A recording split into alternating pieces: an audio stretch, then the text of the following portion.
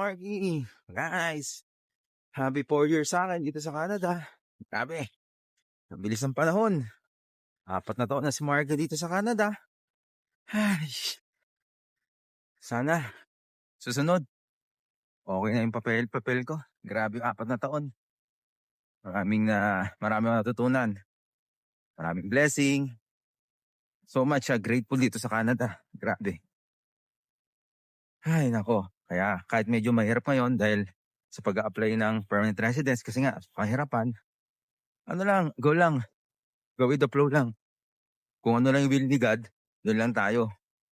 Ay, tignan nyo naman, no? Kapal na snow. Yan, no? So, yeah, kapal. Nagtataka ako kasi sa 4 na taon ko rito, ngayon lang ako matagal na hindi nagbike, puro Uber. Kaya paldo sa akin yung Uber eh. Dati bilang na bilang mo lang yung ano ko eh, yung pag-Uber ko eh. Ngayon, hindi mo na mabilang, January pa lang. January pa lang ha. Eh meron pang hanggang ano pa to.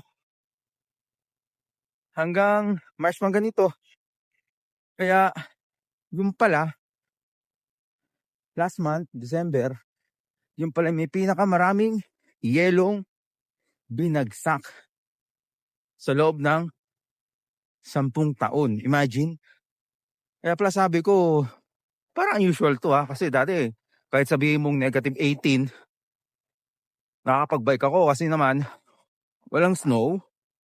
Tapos, yung kalsada, yung sidewalk, naka-shovel na.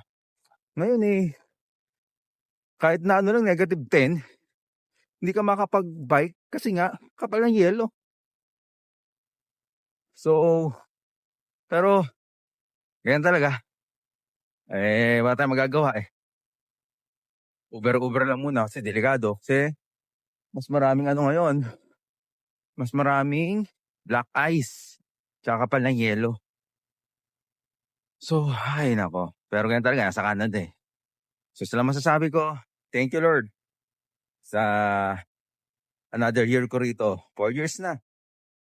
Sana yung pang 5 taong ko next year, medyo may good news na dun sa ano ko, mga papel ko. At sana maging maayos na yung ano, papel ko rito. At sa lahat ng TFW, foreign worker na Pilipino, hindi na Pilipino, ibang lahi, na maayos yung pagpasok dito sa Canada. Sana maging maayos yung mga papel natin dito. Yun lang. Marky, 4 years sa Canada. Bye-bye.